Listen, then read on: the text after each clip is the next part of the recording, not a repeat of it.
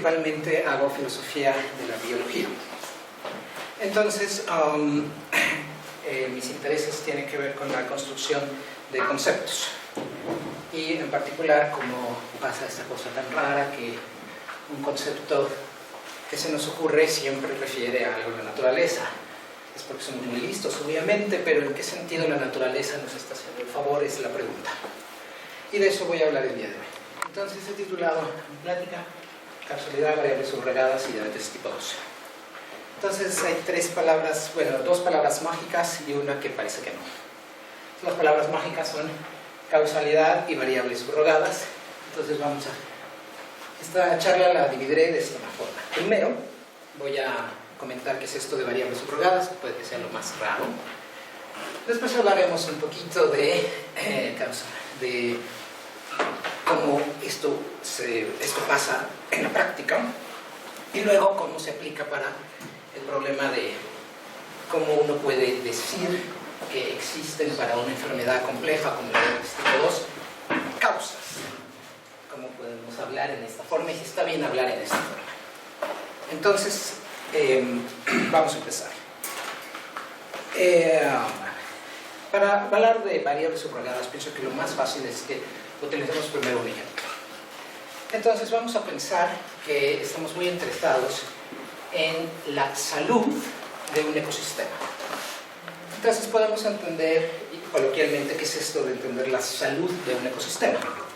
Queremos ver pues, que ese sistema, sus partes funcionan maravillosas, que el ecosistema como un todo está muy bien. Esto es un lago, que este lago está limpio, que los árboles crecen bien, que los peces viven felices, que las ardillas también, en fin, todo eso. Pero todo eso es mucho eso. Entonces está en chino que creamos que podemos estudiar todas las variables para saber si la salud del ecosistema es sana o el ecosistema está bien. Eso no es posible. Además porque o bien son muchísimas las variables, lo que dificultaría mucho hacer modelos. O sea, imagínense, ¿no? Modelos con todas las variables, imposible. O bien porque no conocemos realmente cuáles son las variables aquí fundamentales. Porque a lo mejor podremos reducir el trabajo diciendo no tenemos por qué estudiar todos los peces, todas las aves, todos los no sé qué. Sino bastaría que conociéramos cuáles son las variables causales, es que sabemos que causan, si es que esta manera de hablar es correcta, que este ecosistema sea saludable. Entonces, o bien no sabemos eso o bien es demasiado. Entonces la manera de hacerlo es crear o estudiar una variable que en este sentido subrogue al sistema entero. Y lo que queremos decir con que subrogue, queremos decir que represente al sistema entero, que esta variable esté en un lugar dentro de la estructura tal que podamos decir, si esto está bien, es porque todo está bien. Entonces este es el sentido de variables subrogadas. Entonces, por ejemplo, en este lago vive cierta especie de peces que sabemos nosotros que si la población de estos peces es sana, hay un número suficiente, tomamos ejemplares y vemos que están muy bien, son sabrosos, o yo qué sé, o sea, algo así. Entonces, podemos inferir que el ecosistema tiene que estar bien. ¿Por qué? Pues porque estos peces a su vez comen otros peces para que tengan cierto tamaño, forzosamente tiene que haber una población amplia. Y esos peces de los que tiene que haber una población amplia, forzosamente, se alimentan quién sabe de qué, y ese quién sabe de qué también tiene que haber en condiciones y como sabemos todos los is, pues entonces nos basta con estudiar esta y de ahí inferimos que todo tiene que estar bien. ¿Se entiende? Perfecto. Entonces este pez subroga a todo el ecosistema.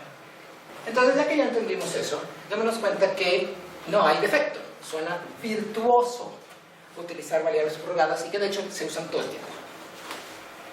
Todo el tiempo se usan por la razón de que ahora estudiamos sistemas complejos, estudiamos multivariables, sistemas gigantes, lo que nos obliga a utilizar este tipo de herramientas. Y que no tienen nada malo, es virtuoso en el sentido de creamos modelos que son perfectamente manejables, pocas variables, y aprendemos cosas muy valiosas sobre ecosistemas. No podría ser mejor. El problema pasa cuando cometemos la falacia enorme de crear o utilizar una variable subrogada para estudiar cosas que no sabemos si de veras están bien representadas por la variable. Cuando hacemos eso, entonces ya se perdieron todas las virtudes. Y es muy fácil cometer ese error. Y es más fácil cometer ese error cuando utilizamos herramientas estadísticas que son exploratorias, como si fueran de descubrimiento.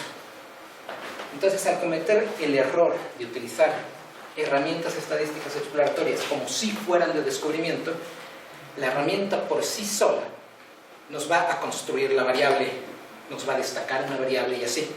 Pero por nuestra cabeza pasa que nos acaban de descubrir la neta del planeta, cuando lo que nos acaban de decir, a lo mejor por aquí van los tiros, pero de ninguna manera es esta la buena. Hay que hacer algo más para saber si esta es la buena.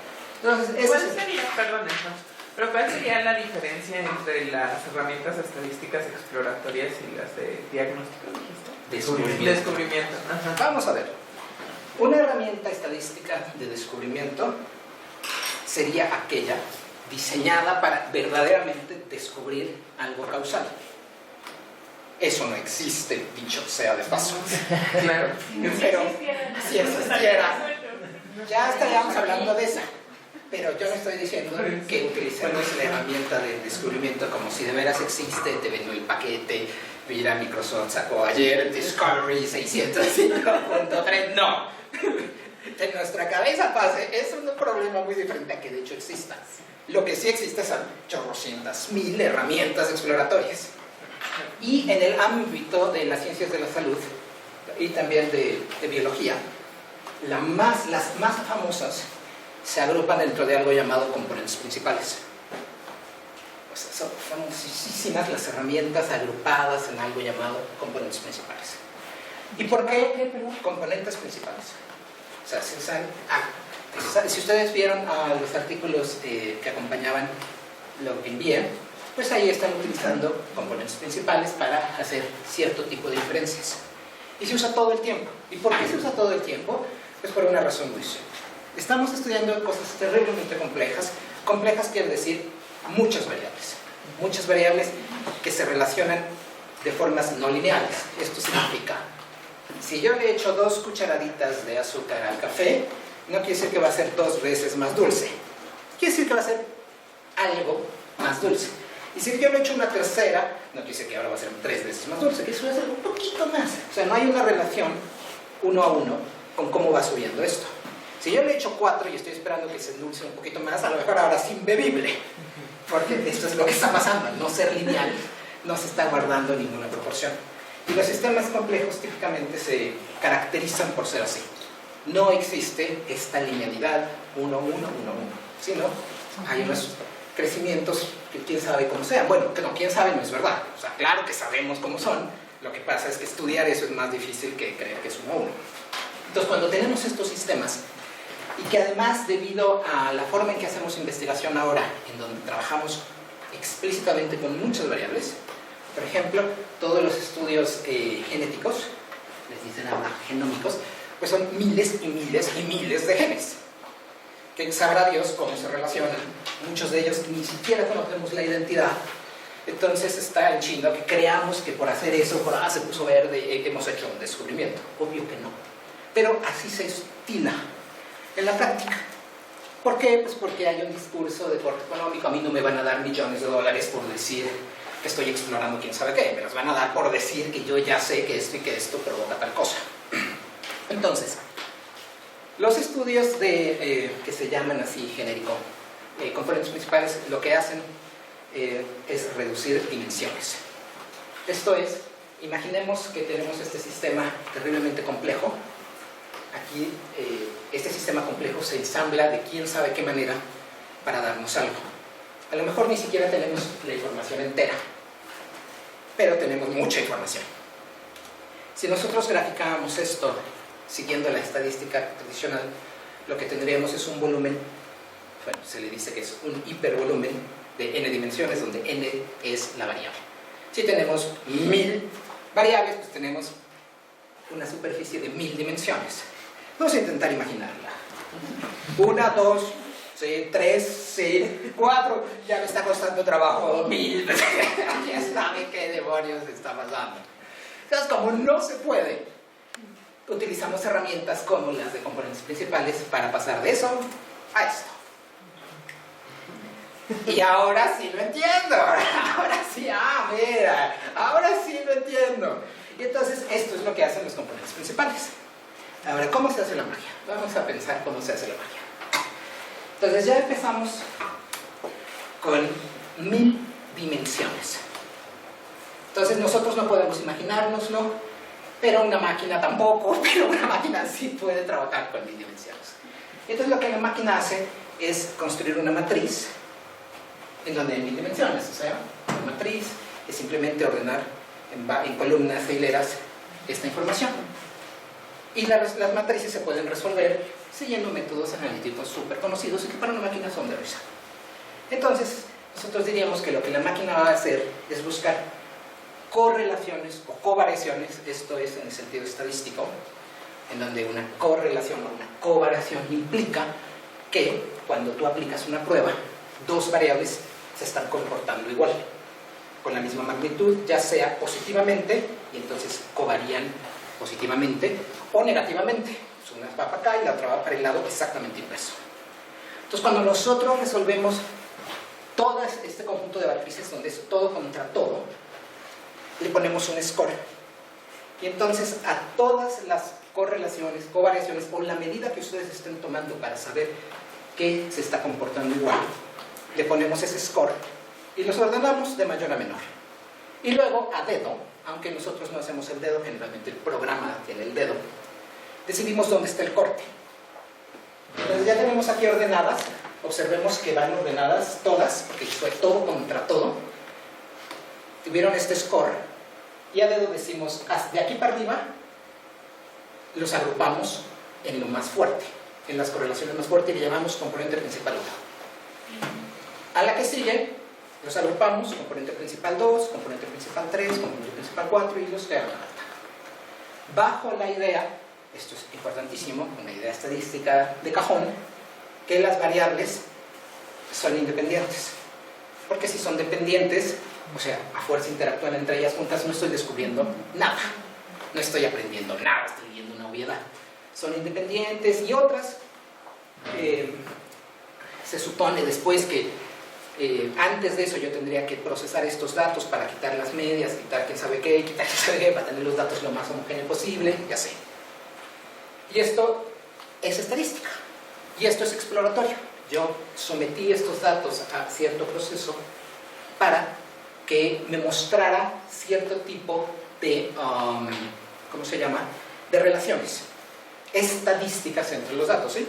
Sí, no, nada más, es que dijiste que tienen que ser independientes, pues según yo, en sistemas complejos como ocurre con la diabetes, no hay realmente independientes, entonces me perdí. No hay independientes ontológicamente, pero los tienen que ver estadísticamente, porque si no, todo va a covariar con todo, porque yo estoy sacando todo del mismo sistema, entonces es obvio que todo va a covariar con todo, pero eso es ontológico, no puede ser estadístico, pues entonces esta prueba no me va a decir nada, porque todo el componente principal uno va a llevarse el grueso de las variables dentro, si es verdad, pero además ni siquiera sabes en qué medida son dependientes.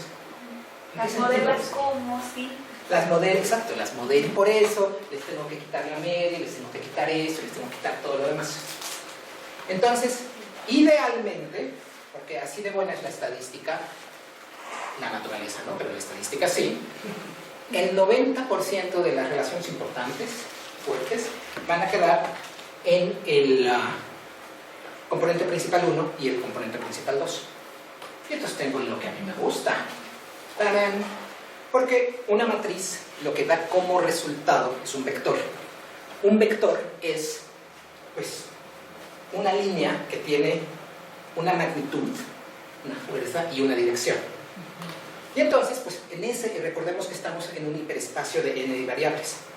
Y cuando yo resuelvo para el componente principal 1, lo que tengo es un vector que apunta hacia algún lugar.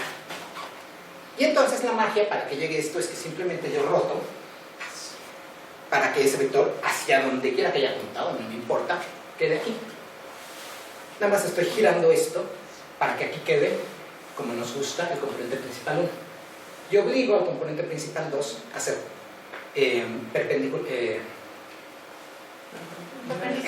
perpendicular a el 2.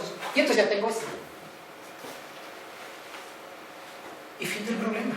Como estoy asumiendo, porque es asunción del método, que el 90% de lo importante quedó en el 1 y el 2, pues ya tengo aquí el 1 y tengo aquí el 2 y ya tengo lo que a mí me gusta.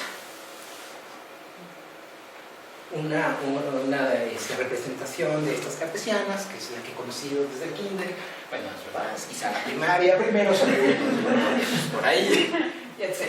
Entonces, ahora sí yo ya puedo ver cómo se distribuyen los puntos que conforman el componente principal 1 o el componente principal 2. Y entonces yo puedo además nombrar cuadrante, aquí 1, 2, 3, 4, y les puedo poner nombres, porque en principio pues no es que yo esté investigando a lo tonto. Yo dije, tengo estas ratas, les voy a dar Coca-Cola un mes, voy a ver qué les pasa, y entonces lo que aquí esto quiero ver es beneficios de la Coca-Cola, No creo que existan estos, o sea, defectos de la Coca-Cola. Claro que no, pero uno nunca sabe. Entonces, yo le pongo nombre en base a lo que yo estoy buscando a esto. Y entonces cuando queda aquí algo, ese algo, de ninguna manera descubrí la relación entre la Coca-Cola y que las ratas puedan resolver más rápido un laberinto. Lo que descubrí es, les di Coca-Cola y algo pasó. ¿Qué fue? ¿Quién sabe? Porque estoy explorando. Sin embargo, pasa que muchas veces hacemos la trampa del descubrimiento. Entonces digo, acabo de descubrir una relación entre X variables, que son las que me está mostrando el componente principal 1, y el hecho de haber tomado algo. Y ahí ya se torció el asunto. Ahí sí ya está mal. Y está mal por miles de razones. Pero la primera es que lo que nosotros hicimos, démonos cuenta, fue agrupar muchas variables en una sola cosa, que es el componente principal 1. Ahí metimos todo lo que resultó, lo que covarió a cierto nivel, pero ni siquiera sabemos por qué. ¿Por qué?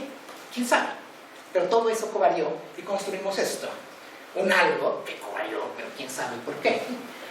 Por ejemplo, hay una página que me gusta mucho en internet, en donde ponen el problema, porque todo el mundo sabe esto de covariación implica causalión.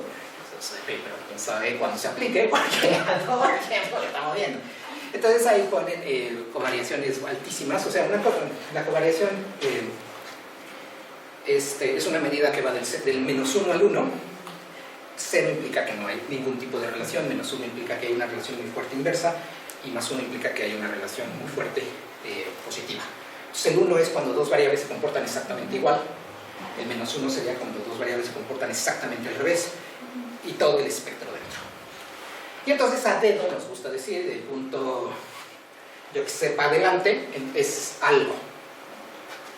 Algo. He visto desde punto 6 ya es algo, entonces no estamos hablando aquí del punto 9, no, punto 6 ya es algo. Entonces, lo que está pasando en esa página, por ejemplo, dicen películas de Nicolas Cage y suicidios. Los cuadran y punto 9. Órale, tan malas son sus películas, nunca lo hubiera pensado. Bueno, que no las veo. Pero entonces a estas correlaciones que se le llaman espurias, también van a salir aquí. Por supuesto, porque va a salirte todo, bueno y malo, no importa. Pero recordemos que nosotros ya hicimos todo el trabajo previo. Entonces, como aquí ya está asignado una identidad, ya le pusimos una etiqueta a la caja, aquí ya quedó algo que está construido de sabrá Dios qué, pero que ya tiene un nombre.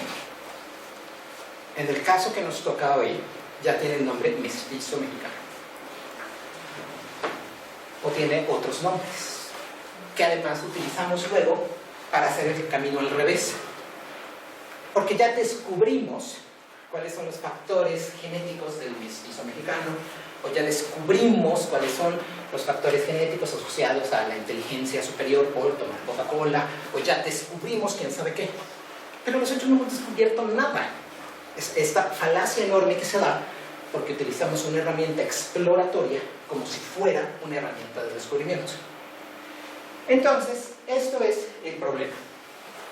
Ya vimos que son variables subrogadas, que es esta idea de que una variable da cuenta de un sistema entero, que es una herramienta muy empleada, fantástica, maravillosa, y ya vimos que cuando se usa mal, al utilizar el poder estadístico incorrectamente, creamos Frankensteins como variables subrogadas.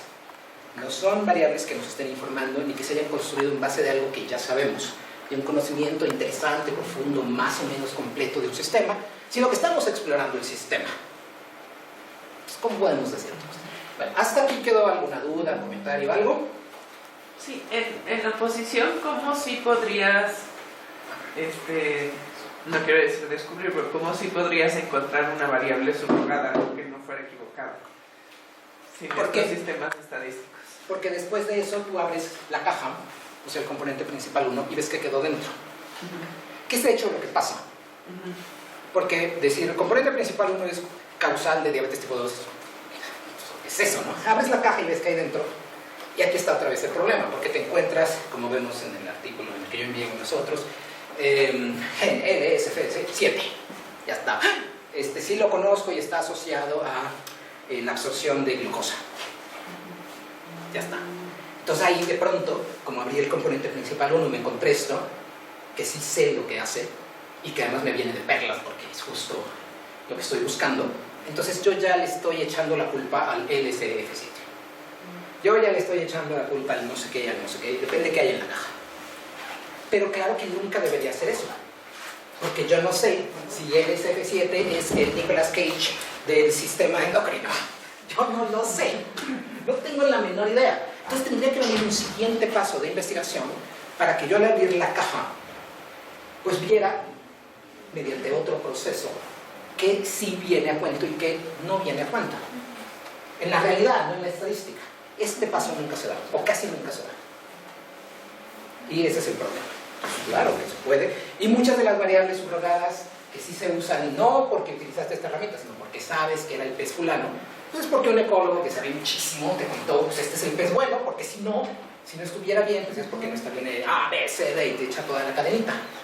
Pero muchas veces, en según qué enfermedades, no conocemos la cadenita. Entonces, ¿cómo le haces? Abres la caja y vas investigando, y esto llevaría además, imagínate, ¿no? Porque no es que haya 3 cositas ahí dentro. Y muchas de esas cosas que hay, la mayoría de las cosas que hay, no sabemos lo que son, porque la mayoría de los genes, sabrá Dios qué hacen. Entonces es muy difícil, y por eso suena, desde un punto de vista práctico, más fácil decir, ¡oh, LSF7! Claro que ese es el bueno, o el malo, lo que sea. Esa es. ¿Algo más? ¿Sí? Sí, yo un poco lo que dice Marcia, pero a ver si te entiendo. Entonces dices, estamos confundiendo herramientas de búsqueda, algo así, con herramientas de descubrimiento.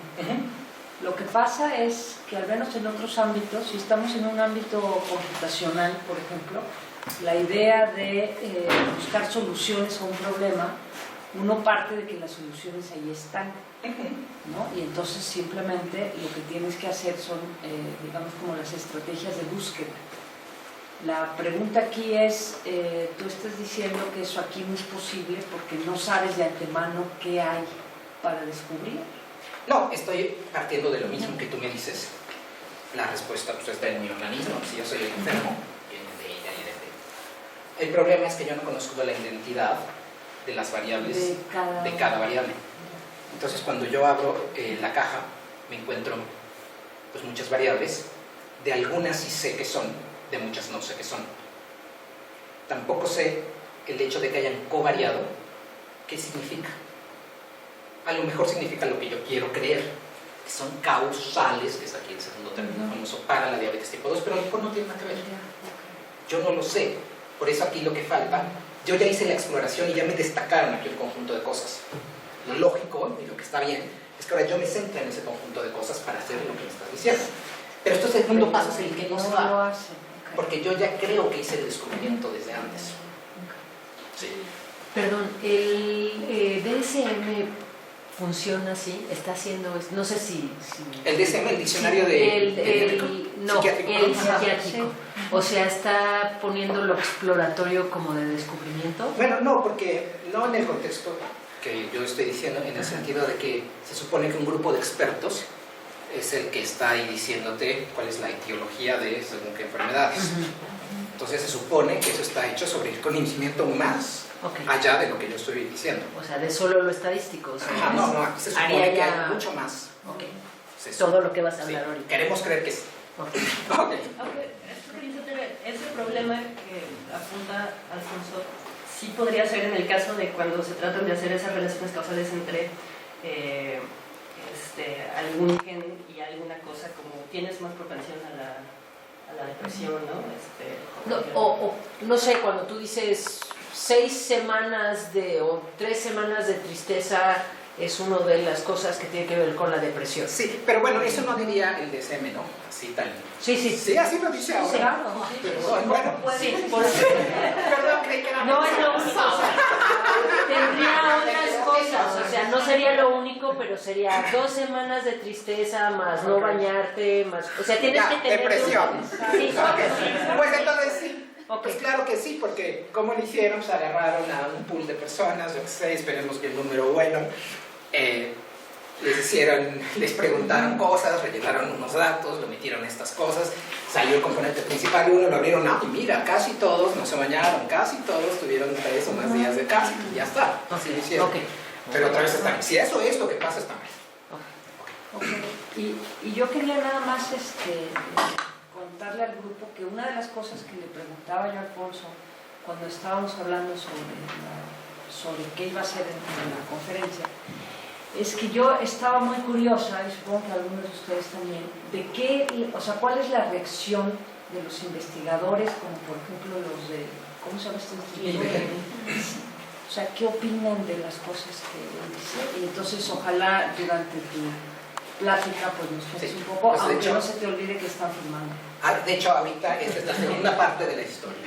No, Ahí viene. porque eso va a ser muy interesante. Ahí viene el segundo capítulo. Entonces, la semana pasada vimos que, bueno, esto ya no tiene sentido. En el capítulo anterior vimos que existen variedades subrogadas, buenísimas, bien usadas, pésimas, trabajadas. Creamos Frankensteins, el problema es que cuando los ponemos en nuestros planos, les ponemos una etiqueta, y esa etiqueta va a ser dificilísimo de quitar. Entonces, ahora vamos al mestizo mexicano. Entonces, estamos en el 2019, así que cualquiera de nosotros sabe a qué hace referencia esto del mestizo mexicano. Cuando yo digo mestizo, ni siquiera tengo que poner mexicano, todos sabemos de qué estamos hablando. Pero todos sabemos de qué estamos hablando porque somos el resultado de un proceso cultural que empezó en el siglo XIX. Entonces, no es el momento de hablar de historia, pero así, en resumen es, a finales del siglo XIX, y después, por supuesto, de las guerras de independencia, la reforma, un grupo de famosos de la época, pues quisieron construir qué era ser mexicano. Hay libros famosísimos, como por ejemplo Los grandes problemas nacionales, ¿no? Entonces, todas estas personas, por supuesto que querían ponerse en contraposición a ser francés, como el estilo porfiriano, el porfirismo, a ser español, como el estilo de la colonia, ser quién sabe qué. Pues teníamos que ser mexicanos. Y entonces, ahí crearon, teóricamente hablando, esta idea de que el mexicano, pues es ese sincretismo entre lo europeo y lo indígena, mestizo. Porque la palabra mestizo pues no tenía nada que ver con lo genético, porque ni siquiera existía la genética. Estaban hablando de otra cosa. Pero así lo hicieron. Y este movimiento fue retomado por los revolucionarios, Justo Sierra y varios otros grandes famosos. Aquí lo podemos ver, está perfectamente ilustrado en nuestra hermosa biblioteca. Perfectamente ilustrado. La casa cósmica, estas cosas. Ahí ellos retomaron este proyecto que nació en el 19 para decir, los mexicanos, para quienes fue hecha esta revolución, fue para los mestizos. Porque los mexicanos somos mestizos mexicanos, Esto tuvo consecuencias inmensas a nivel social, cultural, Y una de las más importantes fue que o eras mestizo o no eras mexicano. Tan fácil como esa. Entonces es muy interesante observar los censos del porfiriato justo antes de la revolución y después de la revolución. Cómo baja impactantemente el número de personas que quedaron clasificadas como indígenas.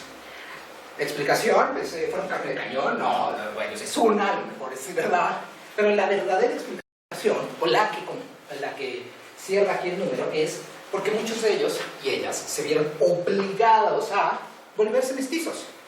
Porque era eso o quedar fuera de la jugada.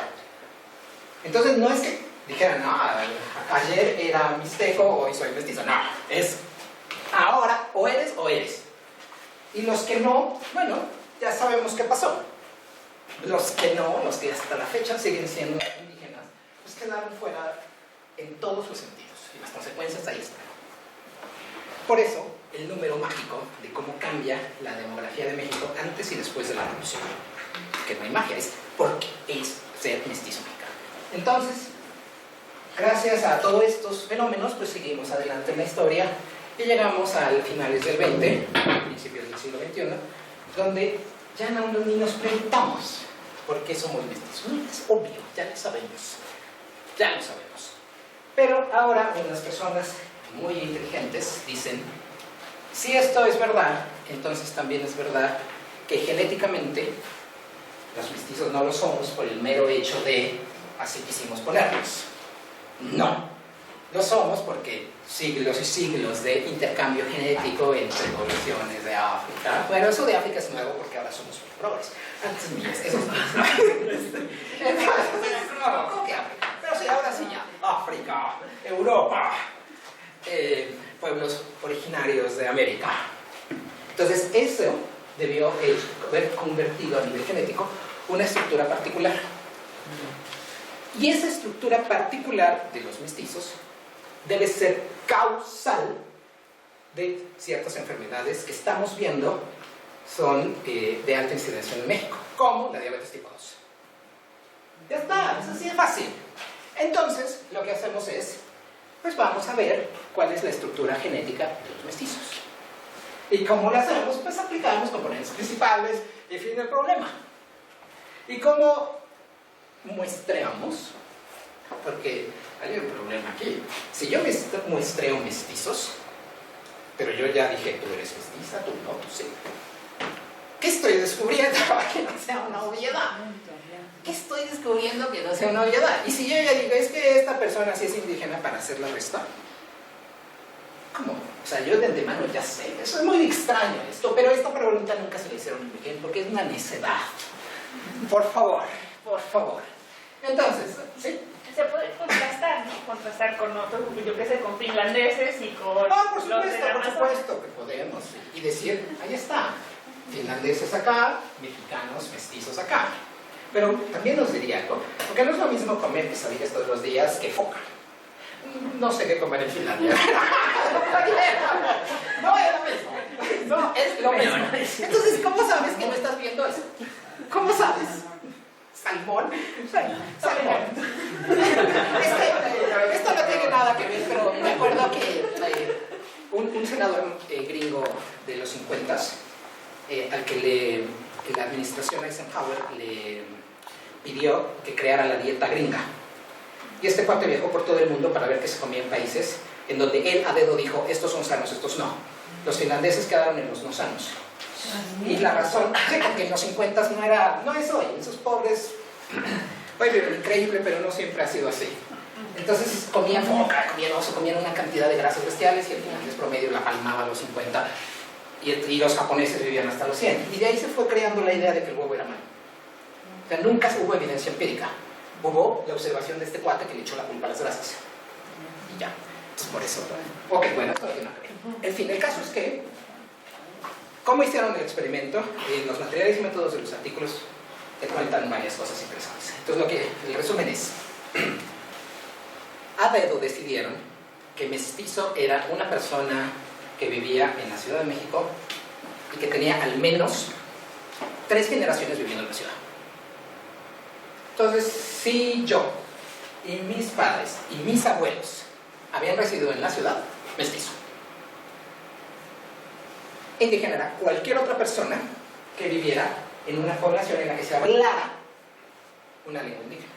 Entonces, si yo y mis padres y mis abuelos vivíamos en no sé dónde del Estado de México y hablábamos náhuatl, indígenas. Ya está. Y hay muchas preguntas interesantes que uno puede hacer sobre esto, pero no nos la vamos a hacer porque es una necedad. Mejor vamos a ver qué pasó. Entonces, ya tenemos nuestra muestra de mestizos bajo estos criterios y nuestra muestra de indígenas mexicanos, según este mismo criterio. Y ahora nos ayudamos porque en los 60s un aristócrata italiano, que es Luigi Cavalli Sforza, pues dijo, ¿por qué no vamos a ir a estudiar la diversidad del mundo? Un proyecto que es muy valioso, muy interesante. Esta persona es un genio, nadie va a discutir mal, de hablar mal de ella. Pero lo que pasó con estos estudios de Cavalli Sforza y de otras personas fue que crearon un panel de marcadores genéticos de ascendencia. Entonces ellos pues, viajaron por el mundo entero, tomaron muestras por el mundo entero y decidieron, estos marcadores son de africanos. Bueno, es una tontería esto de cambiar un país entero, un continente como si fuera un país de África. Entonces los Yoruba, una población de Nigeria, quedó como el marcador de ascendencia africana. Los Pima, que es un grupo de una población que vive entre Arizona y que está del otro lado, Sonora, no me acuerdo ahorita, pero viven entre los dos. Estos son los Pima, quedaron como ascendencia amerindia. Los no sé qué, los Han en China, quedaron como ascendencia asiática. Y hay ciertos marcadores. Entonces, nosotros ya tenemos eso. Entonces, para hacer la demostración de que nuestros criterios no están mal, pues vemos si nuestras poblaciones tienen los marcadores que estamos buscando. Estamos buscando que la mayoría de los que son indígenas mexicanos pues tengan los marcadores que Cavalli ya dijo que eran de indígenas. Y pasó, si no, no los tenemos. Y que los que no, pues que tengan, les encontremos marcadores de Tocho Morocho porque son mestizos. Y ya está. Una cosa muy importante es que uno se queda con la idea, popularizada sobre todo porque ahora hay kits que uno puede pedir para que te digan tu ascendencia, es que si tú presentas una cosa, es porque eres esa cosa. Lo cual es absurdo, porque esto es estadístico. Lo único que quiere decir es que la mayoría de cierta persona, la mayoría es una mayoría cualificada, 51%, pues presentan eso. Pero de ninguna manera quiere decir que el 100% tiene un simplemente el 51% que presentan el que pues viven en China y no sé dónde y son Han. Pero el 49% restante viven en cualquier lugar del mundo, nunca han estado en China y son Han. Y sin embargo, en estas pruebas, si te salió, te salió. Ya está. Bueno, en Estados Unidos ha tenido consecuencias nefastas esta idea. Aquí se supone que no. Bueno. Entonces la idea es esta. Ya pudimos hacer, en base a las pruebas de componentes principales,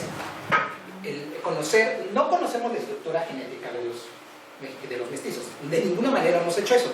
Lo único que hemos hecho es de nuestra muestra, aplicamos componentes principales, restamos contra nuestra población indígena y nos quedamos con lo que creemos es propio de los mestizos mexicanos. Ya está. Entonces creamos la subrogada que genéticamente va a dar cuenta de todos los mestizos mexicanos. Si podemos hacernos aquí una pregunta muy fácil. ¿Tú eres un mestizo mexicano? No, eres un mestizo brasileño. ¿Tú eres una mestiza mexicana? Sí. ¿Y tú? Sí. ¿Y tú? Pues sí, también. ¿Y tú?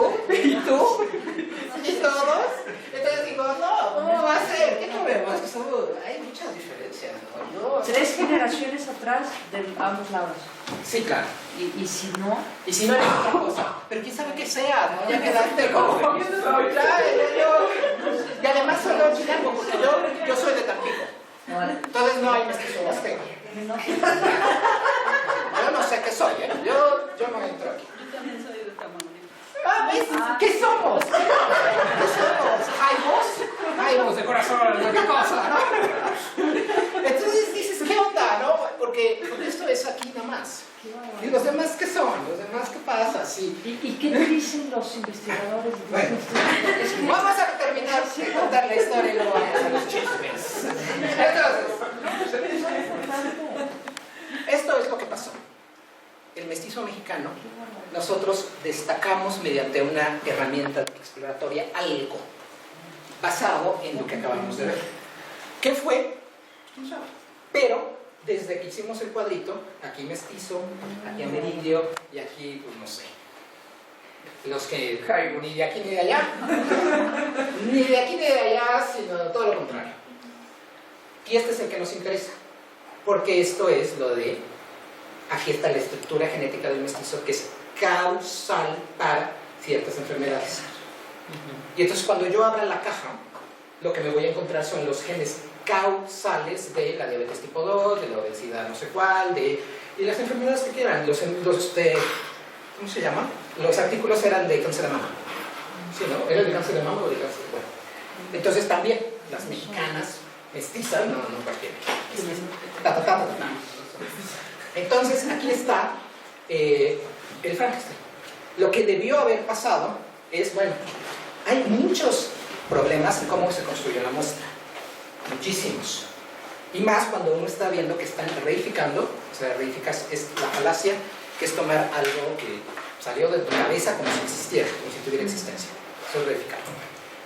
Entonces nosotros reificamos una concepción que tiene un origen cultural preciso en el siglo XIX y que tiene consideraciones políticas, económicas, y lo convertimos en algo genético. Y además, genética chafa, porque ¿a poco 3 generaciones sirven para fijar? O sea, ¿qué onda? No es que no lo sepan, es que es otro problema.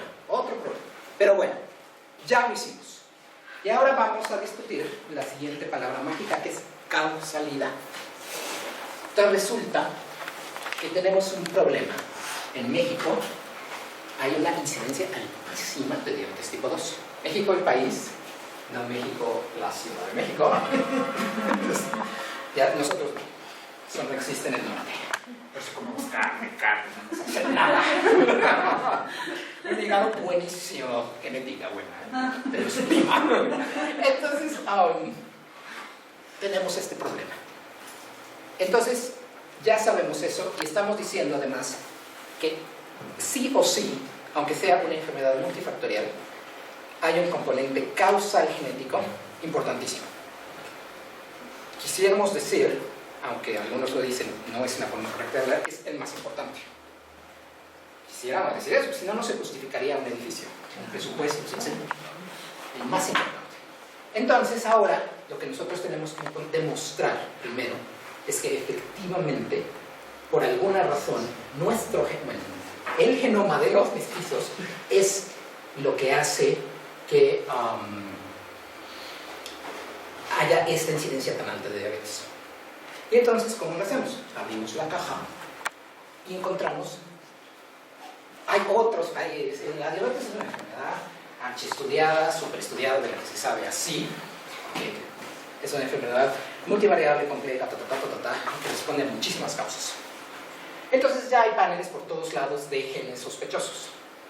¿Por qué no es que en México sea el único lugar del problema? Entonces, pues ya sabemos que ciertos genes son sospechosos. LSR7, por ejemplo. Entonces abrimos la caja y nos encontramos con lo que queríamos. No hay sorpresa porque obviamente es culpa de nuestro genoma.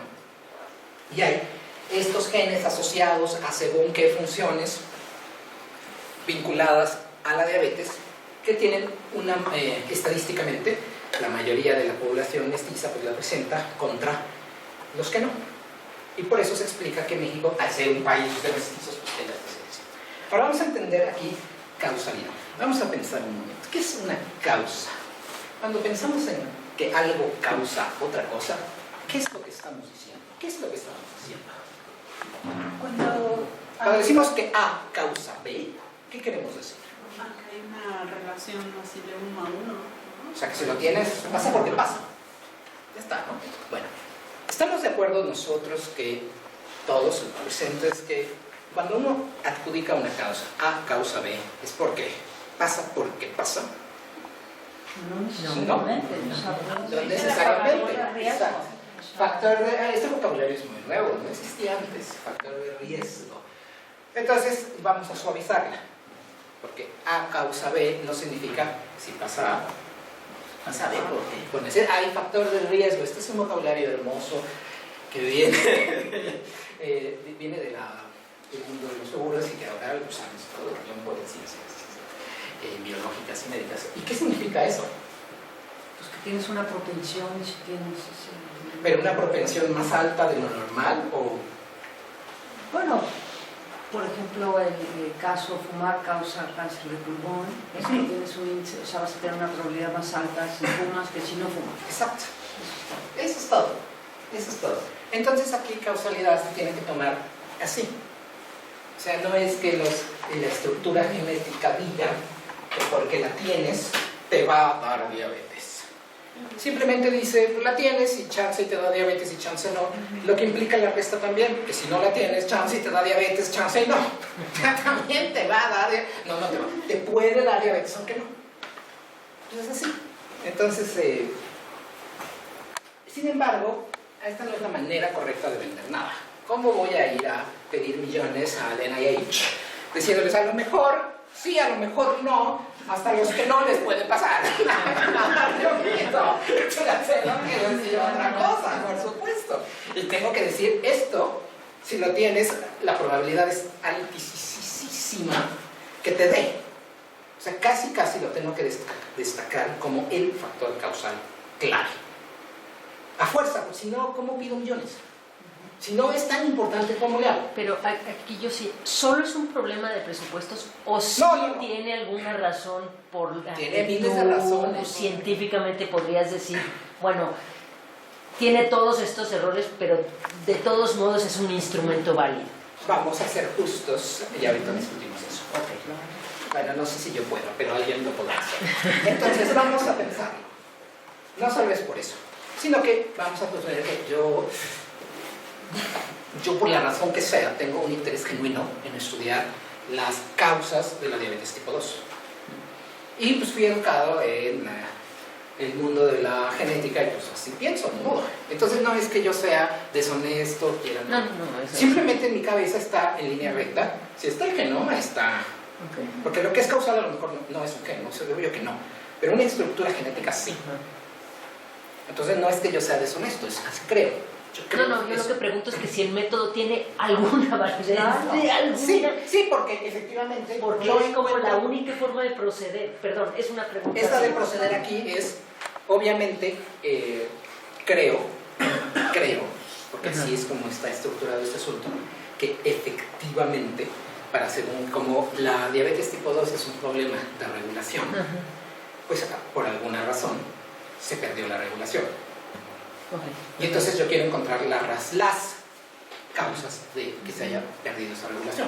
Es una pregunta súper legítima.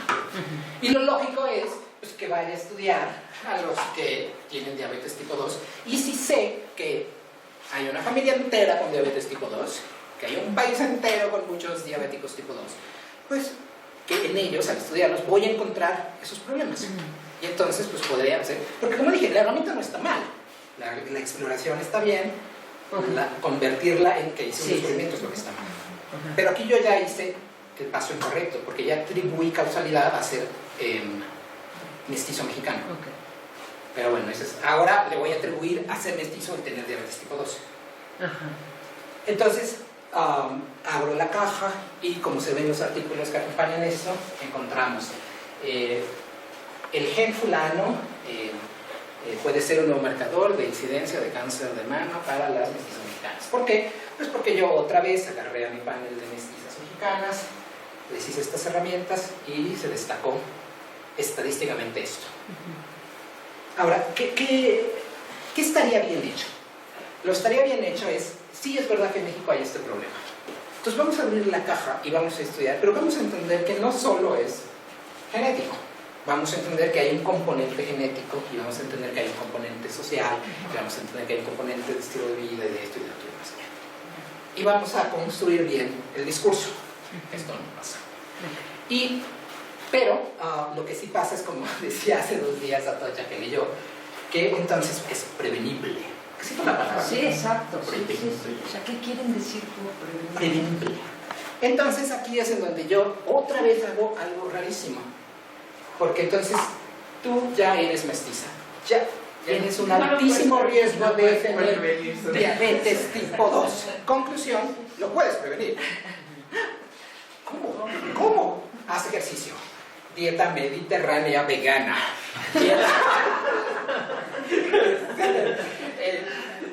duerme 8 horas, lo que sé, ¿no? Entonces, es muy interesante este discurso en el sentido de tú tienes que hacerlo porque si no corres el riesgo altísimo de que te den diabetes tipo 2. Pero yo que no tengo esa estructura, ¿cómo te llamas? Laura. O Laura, pues ¿qué? No duermo 3 horitas, jamás con una verdura, ¿qué va a pasar?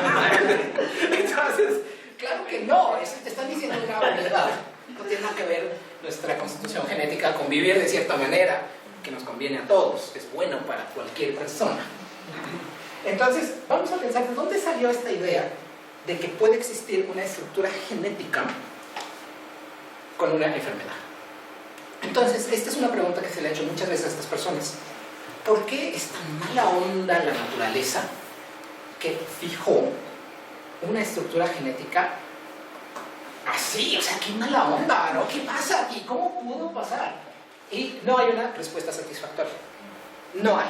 La más conocida se la atribuyen a un fulano que se llama Neil, N-E-L, que en los 60s inventó, teorizó sobre algo llamado el gen ahorrador. Aunque usó la palabra thrift, que no es tan ahorrador, es el gen baratero, etc. Entonces la idea es esta. Nos vamos al Neolítico. En el Neolítico viven pues, todos los humanos, nada más nosotros, todos los humanos. Y resulta que a pesar de esas historias en donde con una lanza matabas a un mamut, con las manos a un tiranosaurio, los humanos de entonces eran carroñeros y comían ahí lo que podían. Conclusión, pues a veces se comía y a veces no. Conclusión, si tú no tenías de manera natural un metabolismo, una constitución que te permitiera sobrevivir sin comer cierto tiempo, pues adiós. Conclusión, se murieron los que no y sobrevivieron los que sí. Entonces ya se seleccionó solito los resistentes de los no resistentes. Entonces, ahora viene la distribución de los humanos por el mundo entero. Se supondría, según esta lógica, que aunque todo el mundo empezó así, pues algunos llegaron a lugares mejores que otros, a lugares con recursos abundantes, y por tanto, pues a lo largo del tiempo, pues, siguieron teniendo hijos débiles, pero ya no importaba porque había comida para todos, y los otros se fueron a lugares horribles y siguieron sobreviviendo únicamente los que tendrían estas características. Y es así como, 800.000 años más tarde, pues los mestizos mexicanos fueron de estos. Se quedó fijado el tener que ser resistente, porque si no, Dios. Y en otros países donde no pasa esto, como Noruega, pues no hay recursos abundantes. Esto va en contra de la lógica, pero así lo tienen que contar, porque si no, ¿cómo se explica? Y entonces nos quieren decir que ahora, de pronto en México y en otros países donde se conservó esta estructura, pues comemos en exceso. Está calculado que comemos sobradamente, ingerimos muchísimo más de lo que realmente necesitamos. Y como ingerimos mucho más de lo que realmente necesitamos en calorías y en otras cosas, nuestra constitución está hecha para guardar. Pues porque durante siglos lo guardabas a Dios. Y ahora, pues estás guardando y guardando y guardando y guardando obesidad. Y estás guardando y guardando y guardando. Y el problema es que fuerzas la máquina, por decirlo metafóricamente, y entonces se pierde la regulación de diabetes tipo 2 y otras cosas. Y entonces esto es lo que explicaría por qué los mestizos y otras poblaciones pues son de alto riesgo para estas enfermedades.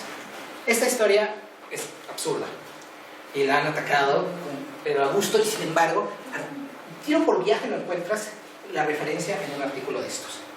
Por ejemplo, hay un investigador en la Universidad de California en Los Ángeles, se apellida Mendoza, él es de origen chicano. Bueno, no es de origen chicano, sería chicano, o sea, es de origen mexicano. Y obviamente en Estados Unidos pues la población de origen mexicano es de alto riesgo para diabetes tipo 2. Entonces él dijo, vamos a ver qué está pasando aquí, y fue a investigar a las poblaciones de alto riesgo para diabetes tipo 2 para ver si cuadraba la historia, y descubrió que cómo va a cuadrar la historia. No tenía que hacer la tarea para eso, porque todos sabemos en la historia de Europa que esos cuates vivieron muy mal y muy mal hasta hace poquito. Entonces, ¿cómo es que en Noruega, Suecia, Finlandia, ahí donde casi no hay recursos, tuvieron el gen de la consistencia no ahorradora? O sea, ¿cómo que puedes decir eso? En Rusia, oh, sí, por supuesto, porque ahí en la tundra encuentras comida a montones, ¿no? Nada más levantas un poco la nieve y salen las cosas. ¿Cómo nos pueden decir eso?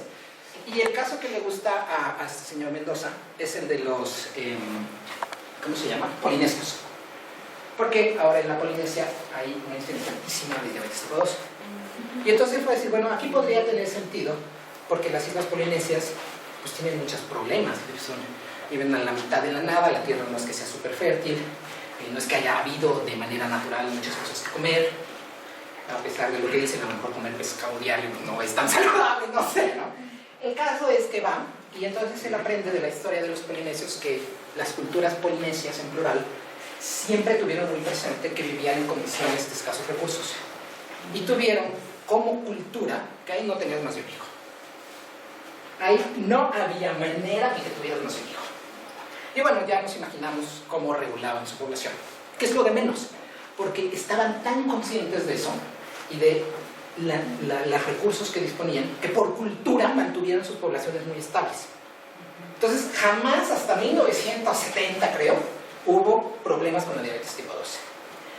Bueno, cambia la historia, ahora hay bases gringas por todos lados y los obligan a cambiar sus dietas. Los obligan, bueno, en fin, ya sabemos. Y ahora hay diabetes tipo 2. Ahora dejaron de comer lo que ancestralmente habían comido para adquirir una dieta más de otro tipo. Y es en donde se vienen los problemas. Entonces, esto tiene dos consecuencias importantes. Uno, lo del gen ahorrador. ¿Por qué los polinesios que tenían tan claro esto mantendrían el gen ahorrador cuando hicieron lo imposible por tener recursos suficientes? Porque los noruegos, que no tenían nada, no hicieron nada, pero de todas formas perdieron el gen ahorrador. Ridículo. Pero la otra es que entonces la comida sí tiene algo que ver. Porque la dieta a la que tomaron los polinesios, pues es la bronca. Y aquí, pues ya, ahí vamos a parar esta historia, porque entonces, según que quieras leer, dices, pues es que es genético. A lo mejor no es el gen ahorrador, pero es obvio que los polinesios tienen una estructura genética tal que cuando cambiaron a las hamburguesas, pues les pasó esto. Entonces las culpables no son las hamburguesas de McDonald's, las culpables son pues, la estructura genética de los polinesios que Entonces, regresando a esto, déjame ver qué sigue. Estos ejemplos lo que muestran es que no es que la herramienta exploratoria esté mal. Lo que está mal es que nosotros reifiquemos la variable subrogada como si fuera la causal. Que nosotros le pongamos a este bloque de cosas un nombre, mestizo, o lo que ustedes quieran, en lugar de ver que aquí hay un libro, y aquí hay otro, y aquí hay otro, y aquí hay otro. Y algunos son interesantes y relevantes y muchos no tienen nada que ver. Pero de todas formas quedaron en la caja. Y que cuando nosotros reificamos esto, lo podemos reificar de manera empírica. Porque yo puedo decir, bueno, vamos a agarrar a 100 personas, 1000 personas X y 1000 personas Y que muestran esto, y voy a mostrar cómo estadísticamente los que 1000 les pasó quién sabe qué. Y claro, porque aquí hay tanto que tú no sabes exactamente que le pegaste porque este libro era el bueno. Pero tú me quieres decir algo más grueso, me quieres decir que todo es lo bueno. Entonces hay tantas cosas dentro del componente principal 1 que siempre vas a dotar de adecuación empírica a la variable.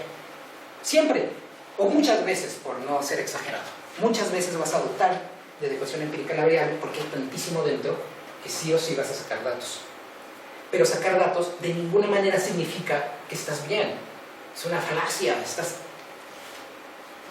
poniendo la carreta delante del caballo y porque estaba en bajada, mojada, con hielo y caminó, dices, esta es la manera de hacerlo. No, esa no es la manera de hacerlo. Entonces, esto de las variables subrogadas puede estar vinculado al uso de metáforas, porque muchas de estas metáforas persisten en el uso científico porque pues uno les puede dotar y dotar y dotar de apoyo empírico. Entonces uno que hemos trabajado es la de radiación adaptativa, que es uno de los temas fundamentales en biología evolutiva. Pero ¿saben Dios qué es eso? O sea, en mi opinión personal y la de otras personas, no existe eso en la naturaleza. O simplemente construimos esto y cuando uno mide cualquier cosa, pues obviamente te encuentras apoyo empírico. Pero lo correcto sería que abrieras la caja y vieras que lo que da apoyo empírico es esto. Y esto no es radiación adaptativa, esto es X. Lo que da apoyo es esto, y es Y. Lo que da apoyo es esto, y es Z. Entonces, lo interesante es, bueno, lo que debería pasar es decir que lo causal es X, es Y y es Z, y no decir que es todo. Entonces, esto es... ¿se entendió el mensaje? ¿Sí? Entonces, lo que estamos discutiendo es lo siguiente. Existe el uso de variables subrogadas en ciencia. Las variables subrogadas tienen unas ventajas enormes, pero son, o bien ya sabes todo y por eso puedes decir que esto subroga válidamente, o bien estás haciendo una exploración.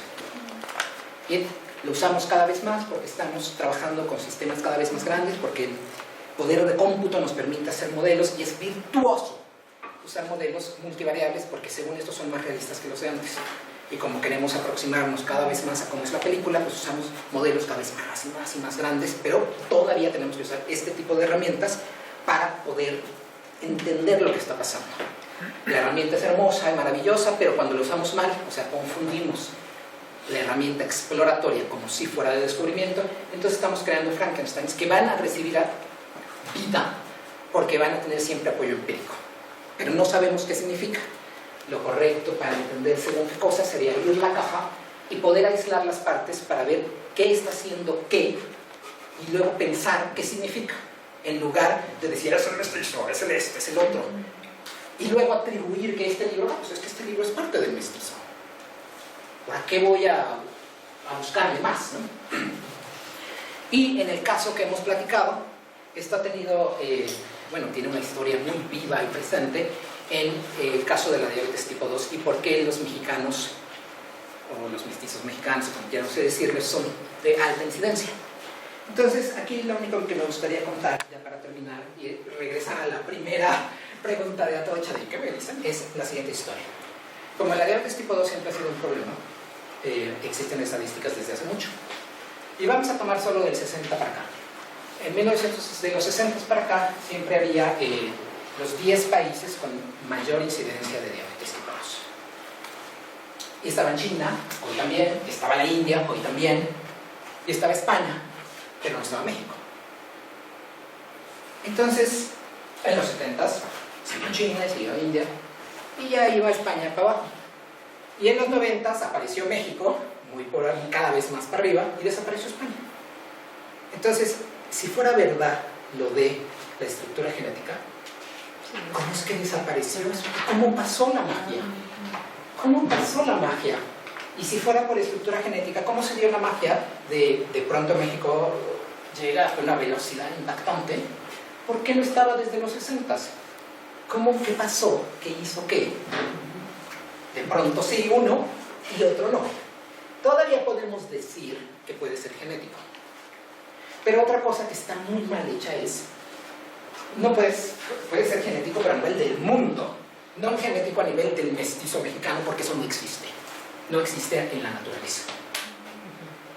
No existe. Y al no existir, entonces es absurdo que queramos a fuerza entrar aquí a encontrar la razón. Mejor vamos a ver el mundo y vamos a encontrar la razón. Y vamos a entender qué está pasando. Porque no hay sorpresa, porque como dijimos que la diabetes tipo 2 tiene un complejo, es multifactorial. Y antiguamente, en los 50, no sé en qué época, decían aquí en México, uy, tiene diabetes porque le dieron un susto. Durante mucho tiempo estaba ahí, luego puedes decir ignorante eres, y existe una rama de estas nuevas, super avant-garde, que es la neuroinmunoendocrinología. Y la neuroinmunoendocrinología justamente si se toma en serio de un susto le dio diabetes, pues claro, porque el susto se traduce de esta forma fisiológica y pasa tal y tal y tal, diabetes. Entonces, es un susto biológico. Yo no sé ustedes, pero nosotros que venimos de Tamaulipas, a las 9, a ver quién sale también, así, nunca jamás, así, pues no hay sorpresa. Y viviendo bajo un régimen dictatorial, pues tampoco hay sorpresa. Cuando vives increíble, tampoco hay sorpresa. No hay sorpresas, o nunca si atiendes a otro tipo de relato que viene de un aspecto no genético, en este caso un aspecto político, social, económico. Y entonces sí puedes ver cómo también correlaciona estadísticamente muy bien este ascenso impresionante de la diabetes tipo 2 en México con el descenso de las condiciones de vida. Cómo varía inversamente también en España, que haya alta incidencia de diabetes tipo 2 en los 60, 70 y cómo y cuando la economía va para arriba y las condiciones sociales van para arriba, la diabetes va para abajo. Pero esta no nos interesa, porque ¿cómo voy a pedir millones a la NIH? ¿Cómo me va a dar millones Valle? No, esta no me interesa. ¿Cómo voy a venderte la medicina genética? Esto no. Comer bien sí, pero también esta pastilla de Pfizer. Muy bien, pues si alguien tiene preguntas, dudas, quejas, algo, y por supuesto, ¿qué te dicen las personas que hacen esto? Pues que es muy injusto como lo cuento, porque en última instancia pues la evidencia también la puedes leer aquí. Pues hay algo genético, tengas o no tengas, seas feliz o no seas feliz, hay algo genético, a fuerza tiene que haber algo genético. A fuerza es porque vivimos en el mundo donde los genes deben tener una potencia causal relevante. Entonces eso lo creemos, si no, no existiría la biomedicina, no existiría la medicina genómica, no existiría la biología, lo creemos porque lo creemos. Entonces quizá la manera en que yo debería de contar esto es dejando de ser chistosito y explicando, quizá pues hay que entender bien cómo se construyen las variables y algo así. Esto sería lo justo, y que entonces es mala onda como se los vine a contar, no sé cuál sea su opinión, pero pues, en fin, lo que sí no es mala onda es que las herramientas están manejadas. Eso no es ni buena ni mala onda, es un hecho que están manejadas. Así es. Bueno, muchas gracias. ¿Preguntas? ¿Algo? Fernanda. ¿Puedes moderar? Sí, pues yo estoy de acuerdo contigo en que no hay que buscar en el mestizo mexicano, sino en todas las personas que viven en el mundo, porque es una epidemia a nivel mundial. Entonces, mi pregunta es, si una vez que forman el Frankenstein del mestizo mexicano y abren ahí y ven un gen, ya hay como el gen, decías, como que procesa la glucosa, ese gen se encuentra en muchos otros genomas también, Por supuesto. ¿no? Entonces, digamos que podríamos echarle un poco la culpa a ese gen, independientemente de que seas mexicano, brasileño, mestizo o que tus papás son españoles, ¿no? Sí, pero el punto aquí es que lo causal no sería el gen, sino sería la condición aquella que hace que ese gen provoque tal cosa. Y además un gen, esto es muy sí, no, las condiciones en las que conjunto de cosas. Entonces y además quizá la forma correcta de hablar para los que no sepan esto es que no existe eso de que hay personas que tienen genes particulares. Esto no es verdad. Lo que hay son variables de genes que se llaman haplotipos. Entonces hay haplotipos. Entonces hay haplotipos, variantes, que son las que están asociadas a que te pasen cosas. Porque los genes los tenemos los mismos todos. O sea, aquí no hay. Todos son humanos. Todos somos humanos, todos tenemos los mismos, pero las variables pueden cambiar. Y entonces por eso hay genes de riesgo para el tipo 2, para el cáncer de mama, para esto, para otro, para más allá, porque en estudios epidemiológicos han visto que esas variantes las presenta la mayoría de personas que padecen cierta enfermedad y que estadísticamente no la presentan tanto las personas que no tienen esa enfermedad. Ya está, eso significa. Y otra vez la humanidad viene aquí a cuento porque los que no la presentan también se enferman. Entonces algo está pasando, pero quién sabe qué sea. Sí, porque no es el único factor, pero está también la alimentación, la calidad de vida y todo lo que ves. Y sabrá Dios qué, lo que respiramos. ¿Viste saber El cuántas susto cosas? que te dé. El susto, sí. Así es. Muy bien. Bueno, acá había... Bien, gracias por el enfoque que se presenta. Nos lleva a cuestionarnos cosas que en el campo médico se ha incurrido. Es claro que en medicina se ha hecho una reducción que a partir de una variable que se descubre asociada a una enfermedad se toman muchas acciones, pero entendemos que eso es solo una aproximación y el planteamiento que nos has puesto aquí precisamente apunta a reconocer que una variable es simplemente una aproximación. Sin embargo, continuando en la búsqueda de caminos que nos lleven a aproximarnos mejor a los sistemas complejos de salud y enfermedad, el término variable subrogada me cuesta trabajo entenderla como una aproximación a un sistema complejo. La salud y enfermedad es un sistema complejo que puede evolucionar hacia un lado, hacia el otro. Es una experiencia humana, aunque no exclusiva. Pero también reconocemos que no solamente es una variable, aun cuando se considere clave, no solo es una variable que debamos de asomarnos, aun cuando también se ha dicho es una variable, se caracteriza y vamos a buscar otra variable, nos quedamos solamente en el terreno de búsqueda de variables que representen partes, aun cuando sean partes claves, pero nos limitamos a eso, cuando en un enfoque diferente para aproximarnos a un sistema complejo debemos de buscar variables interactivas, porque el sistema complejo no solamente está compuesto de múltiples componentes, sino de las interacciones que hay entre ellos. Entonces, cuando nos queda en la mente, bueno, vamos a seguir buscando variables subrogadas en un proceso casi interminable, estamos en el terreno de buscar partes y no de la integración de esas partes. No sé qué tanto una idea sea alternativa de no asomarnos, no emprender un camino para buscar variables subrogadas, sino inventando un término, guardando esa búsqueda de las interacciones que hay entre los componentes de un sistema complejo, irse en la idea de buscar variables interactivas, por ponerle un nombre. Pues eso es lo que está pasando, ¿no?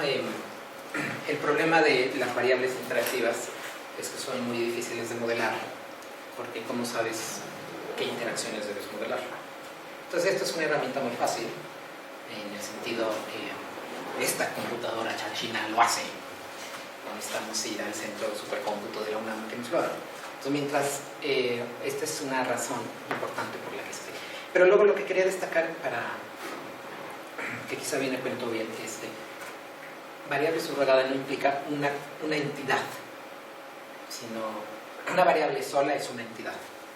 La idea es que una variable subrogada agrupa muchas entidades, pero que tú tomas el conjunto como si fuera una entidad.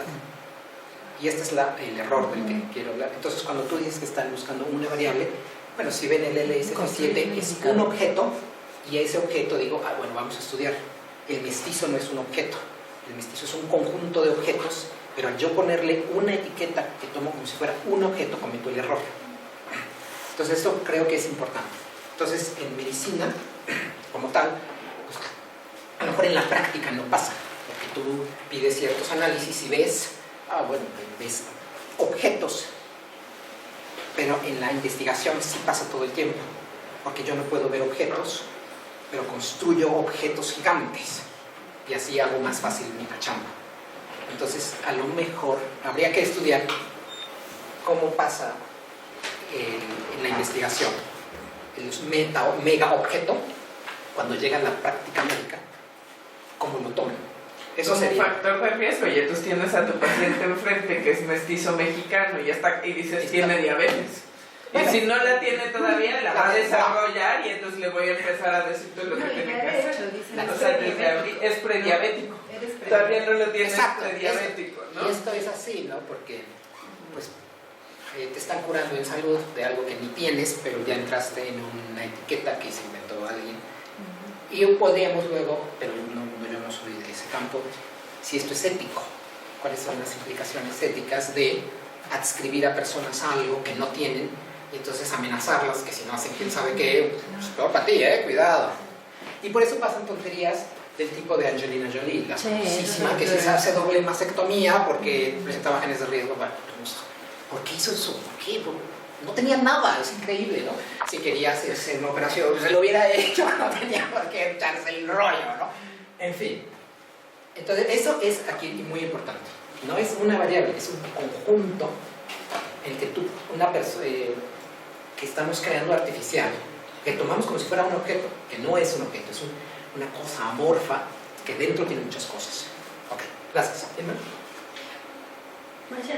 Sí, es interesante porque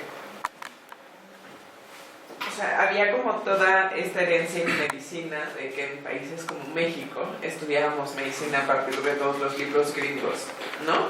Y venía toda esa literatura anglosajona. Entonces yo misma en la facultad de medicina, ¿no? Te enseñaban y era pregunta del examen departamental de la facultad, porque es muy importante en nuestro contexto, ¿no? Que la población afroamericana no podía tomar tales medicamentos contra la hipertensión porque no le servían tanto y más bien tenías que escoger estos otros, ¿no? Pero entonces esa parecía información relevante para nosotros, cuando en realidad era nada más como la réplica de los libros gringos. Y estaba pensando que en la facultad había mucho este discurso de es que tenemos que estudiar cuál es nuestra población, porque nada más estamos recibiendo esta información que viene de fuera y que no nos sirve si el captopril le sirve o no le sirve a la población afroamericana, porque nosotros no tenemos ese problema y en cambio tenemos todo este vacío de conocimiento en el país, porque no sabemos a nosotros los mexicanos que sí nos causan las cosas y que no nos causan las cosas y qué tratamientos nos sirven o no.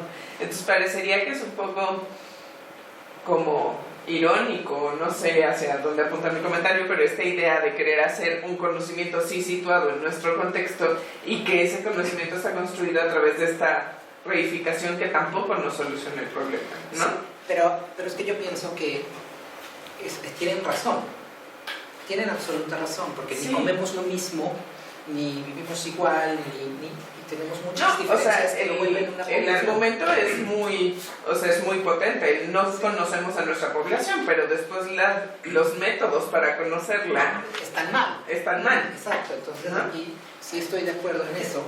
Es que va un poco con eso. Deberíamos de estudiarlo correctamente, porque hay algo particular pero nuestra población, ¿dónde, no? Exacto. ¿De dónde? Entonces aquí está muy difícil meter en el mismo cajón a los de acá, cuando México es el universo en 120 millones de personas. Entonces, ¿qué población? ¿De qué me estás hablando?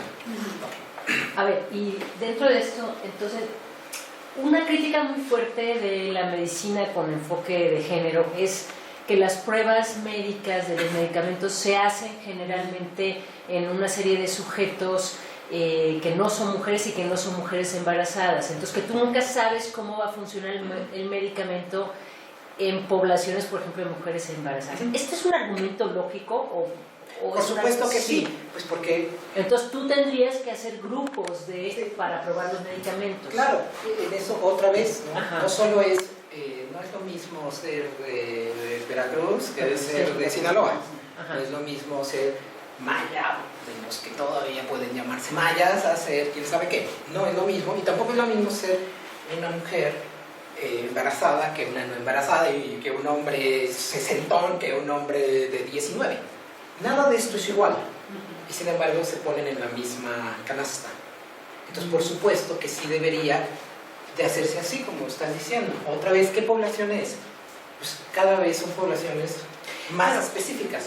Pero el problema es que tú podrías llevarlo específico hasta un sujeto y eso no es viable. No es viable, pero mujeres embarazadas contra mujeres no embarazadas no suena absurdo, ¿no? Pero absurdo. Pero si tú reduces, porque este es un problema de las ciencias sociales, ya casi solo podrías hacer una tesis sobre, voy a hablar de mí, porque como yo y ella somos diferentes. O sea, ha generado un problema metodológico y teórico muy fuerte. Parece una obviedad, pero ha llegado casi a la idea de que no puedes generalizar nada. Pero es interesante la obviedad, porque lo que te vende la medicina genómica es que es personalizada. Entonces, que en el futuro yo te tomo una muestra, conozco perfectamente tu estructura genética, todo, y entonces a ti, nada más a ti, te conviene tomar captopril. Ya está. Sí, okay. Y a lo mejor a Cecilia no, pero a ti sí. Entonces esa es la promesa, que es interesante, porque va al revés de lo que me estás diciendo. Porque si no existen los estudios a ese nivel, ¿cómo lo van a hacer? Solo lo puedes hacer si crees que el genoma es causal, Es otra causal, vez la por palabra supuesto. mágica. Ya, ok. Ajá. Y la pregunta es, ¿eso es verdad? ¿Dónde está la evidencia? Yo te quería entonces preguntar, ¿qué propondrías tú, sobre todo en particular, para hacer aquí una interacción entre la epidemiología y la, ¿qué le llamamos esto? Bioinformática y lo que hacen? Porque si bien creo que tu sugerencia tiene que ver con que, bueno, genetistas está bien lo que hacen en un sentido, pero hay un mundo afuera muy grande, ¿no? No solamente hay un libro, sino hay otros libros, etcétera. Pero ahí te va a implicar entonces tener grupos, pues que está de moda ahora, pero pues interdisciplinarios dentro de la propia medicina. Estaríamos pensando aquí que epidemiólogos con nutriólogos más bioinformáticos, Más sociólogos, ¿o más... qué? Pues yo pienso que esa es la forma correcta de hacerlo. Y además pienso que se debe estudiar al revés, en el sentido de no empezar por lo genético, para ver de lo genético allá, sino al revés. Primero entiendes, todas estas personas tienen diabetes tipo 2 por una razón que no es genética. Que no, Porque es que ellos te decían que no es solo genética. No. ¿Tú dirías que no es genética? No, o sea, el problema no es que todos aceptamos que no es solo genética. El problema es con cómo usamos causalidad. Entonces, aquí la multicausalidad de todas formas es jerárquica. Y hay unas causalidades más importantes que otras. Y la causalidad genética es la que tiene la prioridad más alta. Y entonces por eso empezamos los estudios desde esa prioridad, haciéndolos genéticos, y luego vamos hacia lo demás. Yo pienso que debería invertirse, porque si se invirtiera, entonces veríamos por qué los polinesios de pronto, de veras fue por comer McDonald's o fue por qué razón. Y ya que ya sabemos, entonces vamos bajando y al final vemos, pero no desde un punto de vista simplista, ay, tiene este haplotipo, sino de entender cuál es, tener ese haplotipo implica algo fisiológico más grande. Y ese algo es lo que deberíamos saber, no la simplicidad, tienes el haplotipo, porque entonces se explicaría, porque aunque no lo tengas, igual te vas a enfermar, o igual te enfermaste más bien. Eso es lo que debería hacerse, pero este caminito, por supuesto, que sería muchísimo más largo y tendrían otros tipos fuertes de problemas metodológicos, como, entonces, ¿cómo vamos a construir las poblaciones? ¿Cómo vamos a hacer aquí? Y no se podrían usar realmente estas herramientas, o sea, las que impacten otras. Sí, no, es que además está relacionado con la obesidad, ¿no? Y ya alcanzamos niveles de obesidad y segundo lugar mundial. En primer lugar infantil, ¿no? Entonces, antes no teníamos esos problemas de obesidad, como es que, ¿no? El genotipo Obrador, si estaba, por ejemplo, no nos provocaba esa obesidad antes, ¿no? Y ahora tenemos esos niveles de obesidad, ¿no? Y me acuerdo cuando estaba David Pereira aquí en México, me decía, es que me dicen que parezco mexicano. Bueno, ¿de dónde soy? Que no parezco, porque es muy delgado. Y yo recuerdo que ese tipo como estilo, como resortes y así, el mexicano delgado, así glorioso. Pero ahora el tipo mexicano pues es eso, pero eso, ¿no? Es más, puede que sea más difícil aceptar que si tú sometes a alguien a una dieta de Coca-Cola y Maruchan, pues le va a dar diabetes, que, ¿no? ¿Cómo resuelves eso? Y es más fácil tal vez decir, es que hay un componente genético, no, pero... Puede tener esta razón. Y sí, que otra vez apelar a lo genético como la jerarquía causal más alta no explica esta situación. Y eso, por ejemplo, pues mucha gente de cierta edad sabrá que, bueno, esto lo contaron. Y quién sabe en qué momento que a muchas personas se les llamaba gordo. Entonces yo reflexioné sobre, había gordo, era el gordo. Entonces reflexioné, bueno, si todos eran gordos en esa época, vamos a poner los 50, entonces vaya apodo más inútil, porque todos lo eran. Pero si alguien mereció el apodo de gordo, es porque era el único gordo del salón, o el de los pocos gordos de la escuela, porque si no, ¿qué sentido tendría ese apodo? Porque hoy no tiene sentido, hoy en esta prismarias de obesidad bestial, pues, ¿a quién le van a decir gordo? Eso pondría estadísticamente que es el salón casi entero. Es el flaco ahora. Ajá, exacto. Ahora en unos años el flaco va a ser el apodo. Pero esto es interesante. Bueno, claro, esto suena muy anecdótico, habría que revisar si tiene tela. Y ahí lo viene otra vez lo que dice Cecilia de las películas. ¿Cómo pasó esa magia? Gordos a veces y ahora todo el mundo es gordo. ¿Por qué? Lo que pasa es que tendrías que hacer una cosa muy complicada. Yo me quedé pensando en esto de la Maruchan y la Coca-Cola. La Maruchan y la Coca-Cola, sobre todo la Coca-Cola y la tortilla, es el alimento que utilizan la gente que está, los albañiles. Allí rara vez encuentras gordos.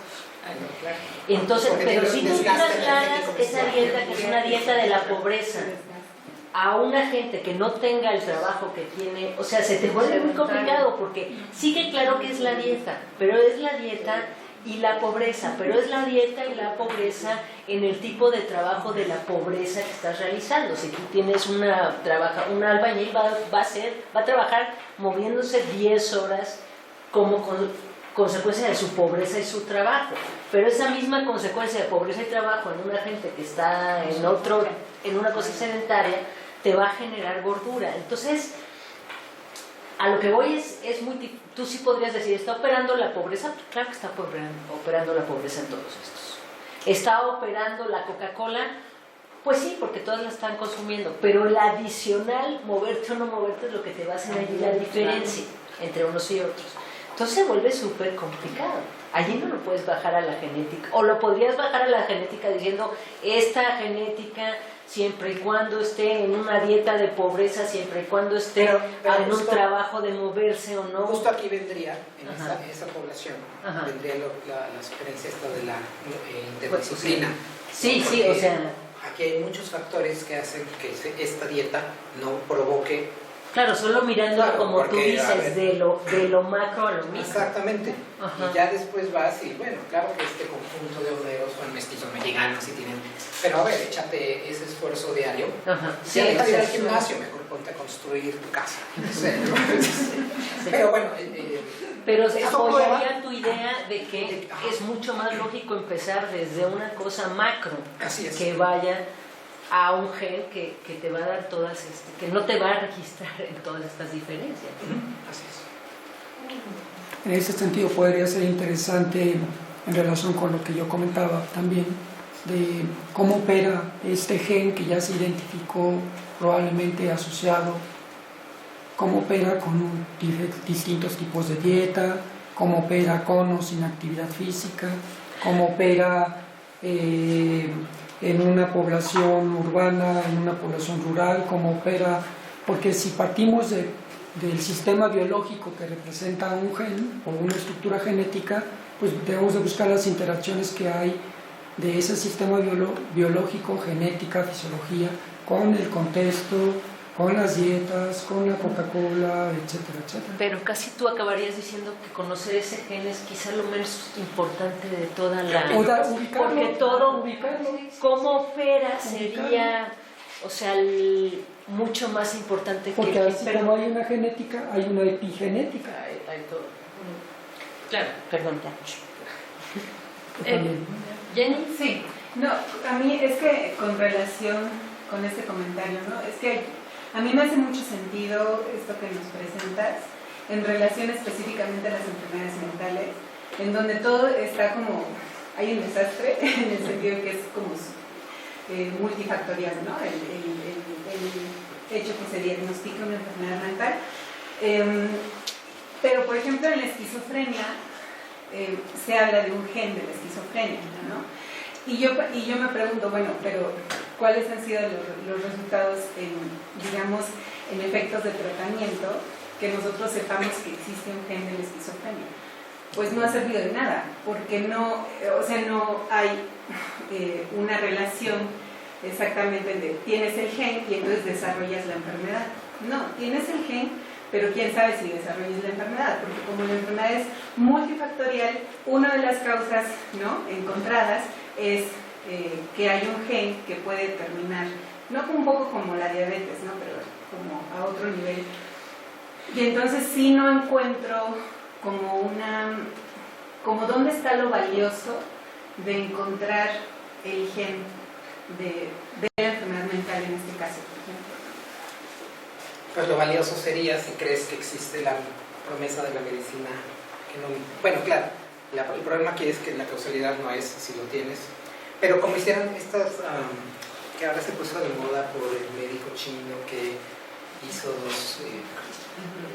dos niñas nacieron mediante la técnica de CRISPR y que les mocharon no sé qué para que jamás en la vida les pueda dar SIDA. Pues si llevamos esto hasta un extremo, es, bueno, pues si yo puedo hacer eso contigo porque ya sé, no, esto del gen otra vez está mal, no es uno, son muchos, y este del que hablamos, el gen, ese sí es un subrogado, porque estamos creyendo que ese gen, aunque no es el único, es el que le da sentido al sistema y por eso nos importa estudiar a ese. Entonces vamos a suponer esto, pero si fuera así, entonces tú lo tienes y ahorita mismo vas a tu médico de cabecera, te inyecta quién sabe qué, te pasa algo, ya lo mochamos, nunca te va a dar, ya no importa lo que pase, nunca te va a dar, porque hay cierta causalidad, o que va a ser cada vez más, o tu riesgo va a bajar. Y esto es lo que vamos a tener que vender en el futuro, que puedo bajar tu riesgo porque no lo puedo eliminar. Entonces, si tú por tenerlo, vamos a ponerle el número a la casa, por presentar esto, tu riesgo de padecer esquizofrenia algún día en tu vida es 80%. Pues después de que pases por mi clínica va a ser 20%. Ya está. Por favor, mis honorarios y vámonos.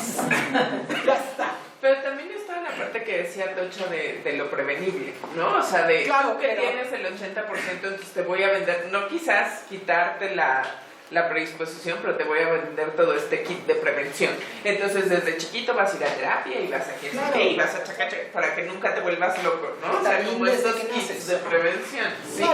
Claro, esa es una, pero si además te digo que lo bajo hasta 20, pues y además también es depositar la responsabilidad, o sea, en este rollo genético, depositar la responsabilidad en el individuo, siempre. Es muy curioso, porque yo en opinión pienso que la reificación de la estructura genética, de hecho, te quita responsabilidades. Porque si a ti, de hecho, te da, siempre le puedes echar la culpa a que te tocó. No es que yo nunca hubiera hecho ejercicio ni comido una sola verdura, es porque tenía la disposición. Entonces en mi cabeza queda la justificación de no es mi culpa. Ya estabas marcado. Entonces es y no es. Porque pero al mismo tiempo es tu responsabilidad llevar a cabo todas estas acciones de prevención, o sea, no le corresponde al Estado proveer mejor condiciones, sino a ti sí hacer ejercicio y sí no comerte la galleta y sí, ¿no? O sea, a ti, porque estás cargado, estás marcado. Es verdad, pero sería interesante, esto es algo interesante que se puede estudiar, en qué sentido en la cabeza del individuo queda esa responsabilidad, porque es verdad que queda en mí hacer ejercicio y comer quién sabe qué, pero si me da, yo hice culpa. Yo hice todo y me dio, no es mi culpa, es una maldición de la genética, yo qué sé, ¿no? Es muy interesante, es interesante. ¿Cuál es su nombre? David. Bien, perdón por volver a participar, pero es que se verán muchas ideas. Sí, muy bien. Y la idea que surge también de esto es cuidado con la cadena de sucesos que hay entre la identificación de un gen y la aparición de una enfermedad.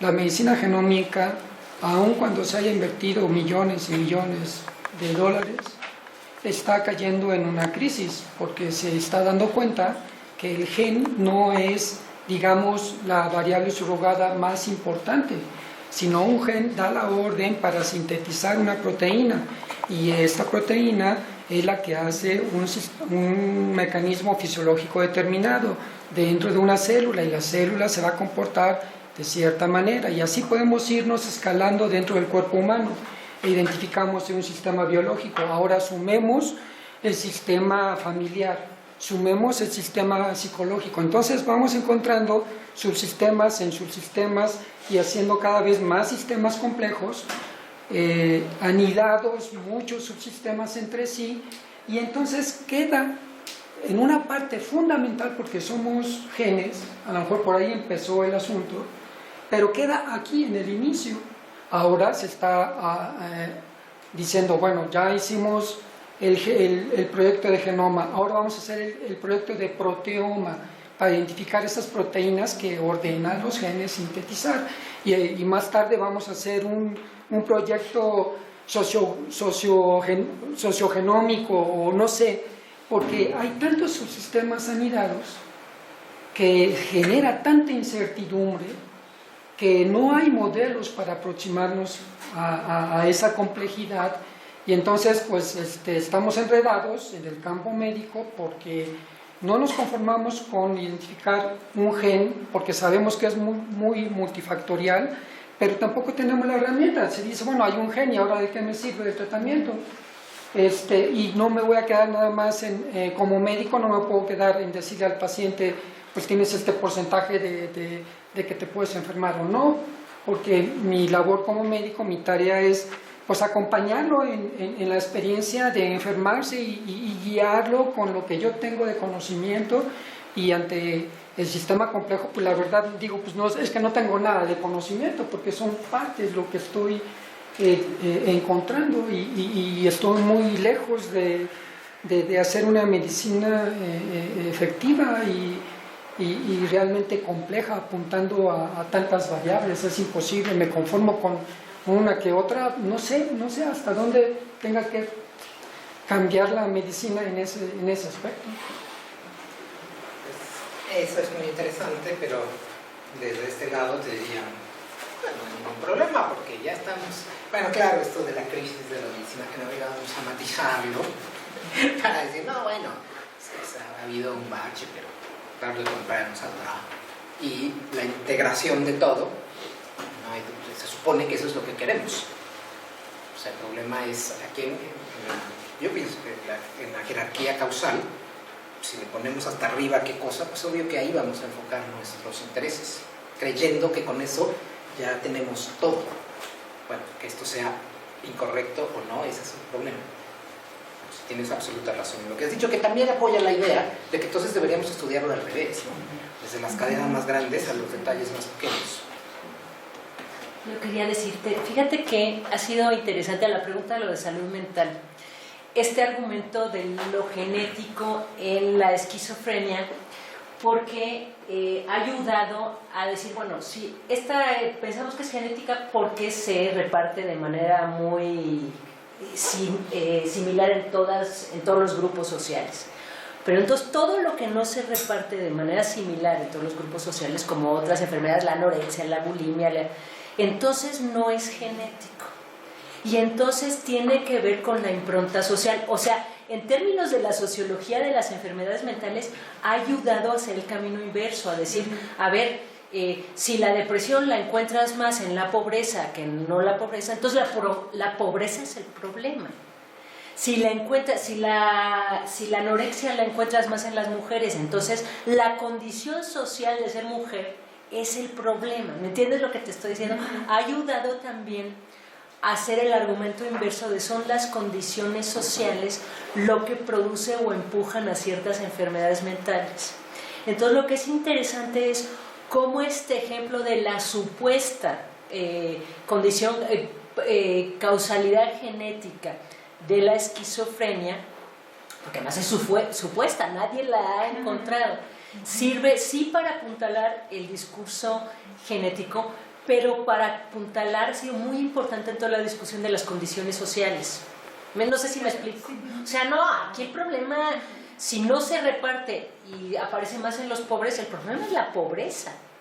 Ni siquiera la persona, la pobreza, o el problema es el género, o el problema es el racismo, en cómo se distribuyen todas las otras, porque la gran cantidad de enfermedades mentales tienen patrones de distribución bastante ceñidos a ciertos grupos, y entonces tú puedes hacer el argumento social.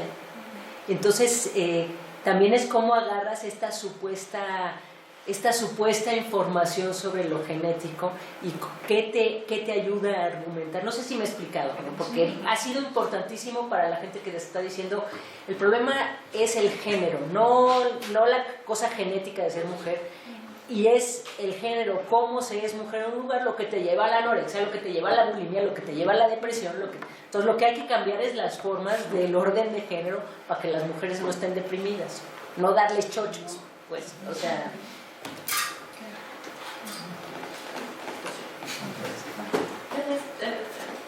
¿Hay una pregunta? pues yo creo que le cortamos aquí, ¿no? Muchísimas gracias a todos.